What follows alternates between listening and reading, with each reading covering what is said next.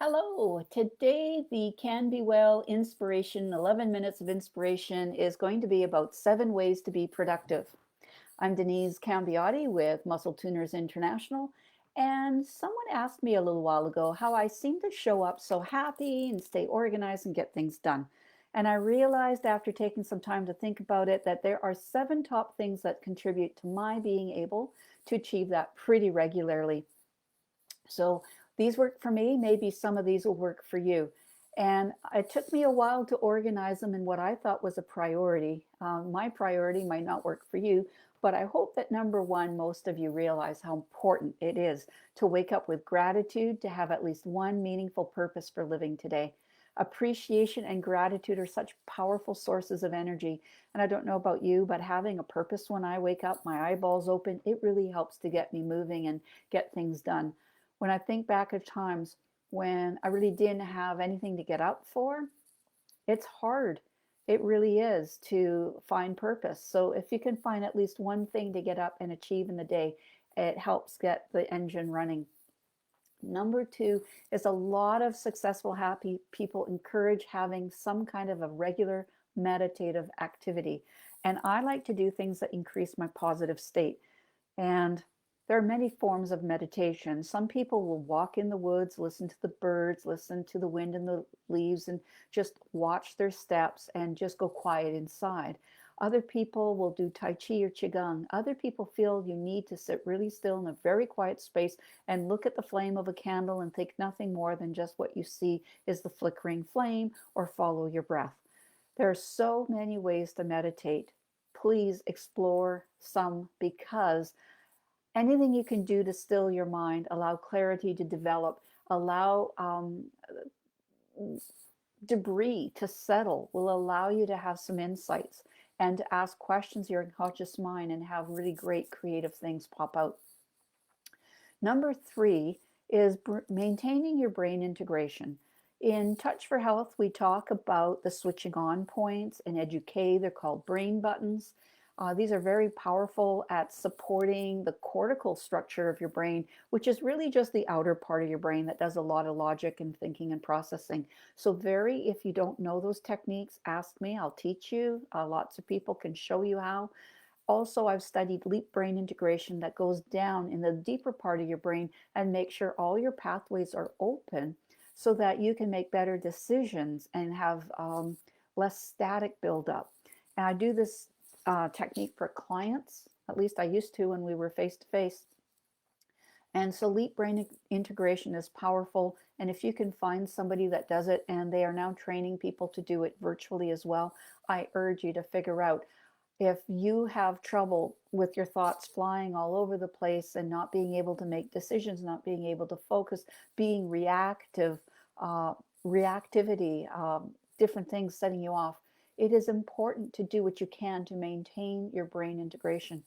Number four is coaching. And I was really lucky to find a coach. And, when I first run into this person, I found him a little abrasive. But what I like is he approaches things differently.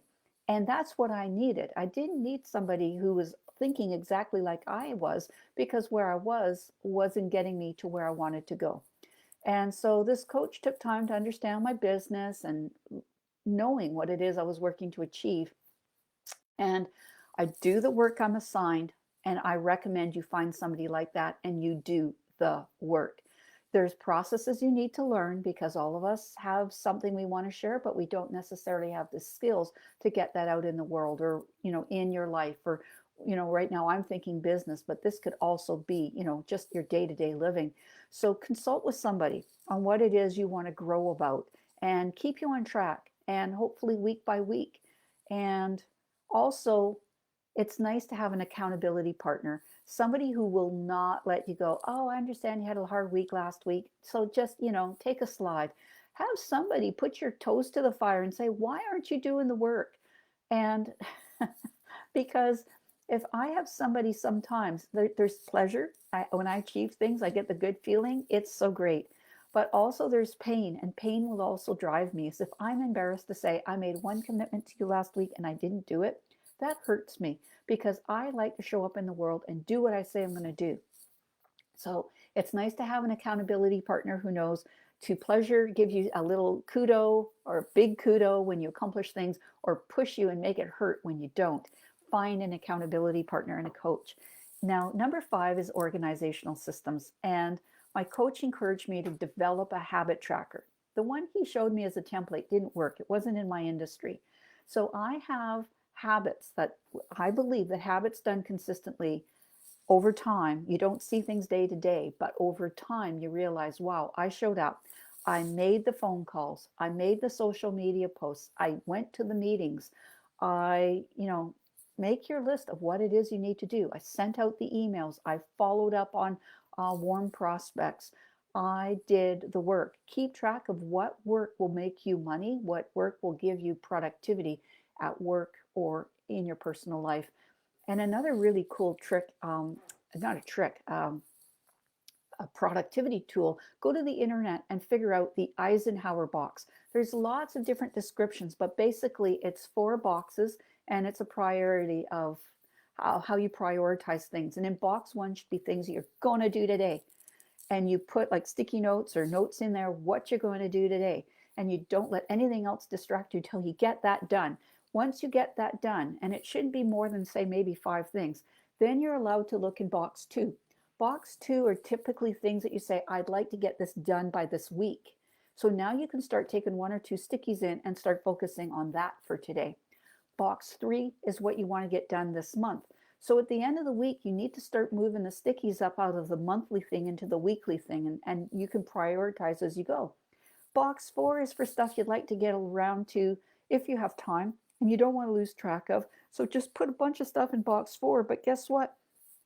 In a month, you might find some of the stuff you thought was so important and you didn't want to lose track of. When you look at them, you say, that's not important anymore. So scrunch up the little sticky note, throw it over your shoulder, slam it into the garbage can and go, woohoo, I got a sticky note done.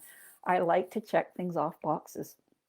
Oh, going back to boxes, the habit tracker, I added a category for healthy activity because it's really easy to get stuck in staying in the office, getting things done, doing things for family, doing, cleaning the house and whatever. I need a box that says I did something healthy today so I can check that off. Makes me feel good. And I also have a box every day. Did I do a love joy activity? Because this year, folks, it's been hard sometimes for some of us to say, what am I doing to find love or joy in my day? So if I've gone and pet a dog and taught him how to sit or behave, just walking down the street, talking to a neighbor who's got a new puppy, oh, love in my heart, okay? So I count that as well as doing things for my loved ones and healthy, loving things for myself. And I have a favorite app. I'm a Virgo. I have to have a place to park everything so I don't lose it. I like to organize things. And I have an app that I spend time saying, this category, there's all these different activities, and I have alerts that I can send an email and it'll send me an email alert saying at 9 o'clock today, you need to do this, this, and this. And I love it because then I can set it and forget it. And every day at 9 o'clock, it drops in it says, oh, right. I wanted like 3 months ago. I remember I have to do this thing. So I love, love, love these organizational apps. If you want to know what my favorite one is, reach out to me. And I encourage you to choose your tasks thoughtfully. Okay. And also, number 6, regular therapy appointments. Take time to go find different providers. I need people to help me release stress in body, mind, and spirit. So I have my naturopaths, my chiropractors. Sometimes I go see a medical doctor. I have my bioenergetic practitioners, my energetic people that can do virtual work, my body workers that I do stuff live as needed. And I schedule regular sessions with a clinical counselor. And I tell you, there was a time in my life I was stressed, a couple times, stressed up to here. And most of my sessions were just dumping the stress until I was the most valued to me. Normally, I mute my phone before I go on live.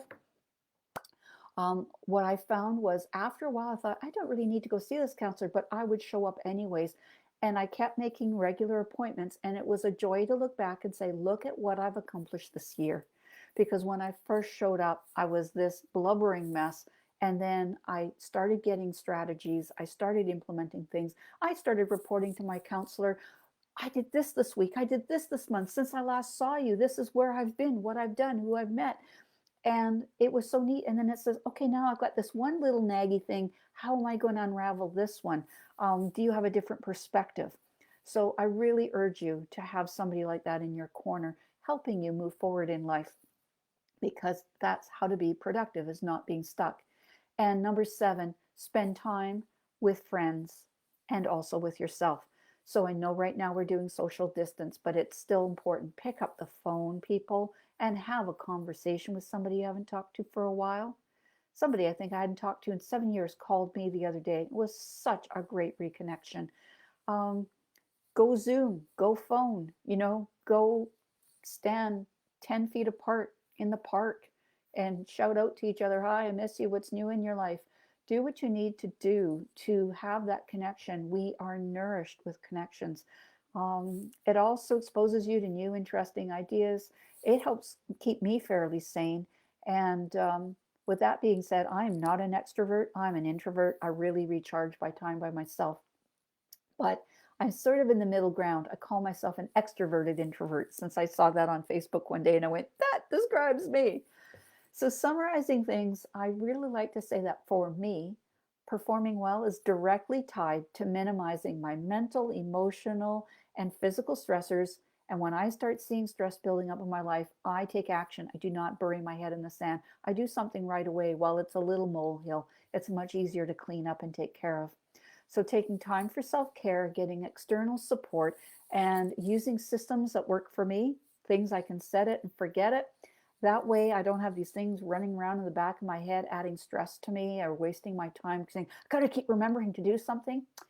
Those things allow me to be more creative, productive, and happy. If you'd like to learn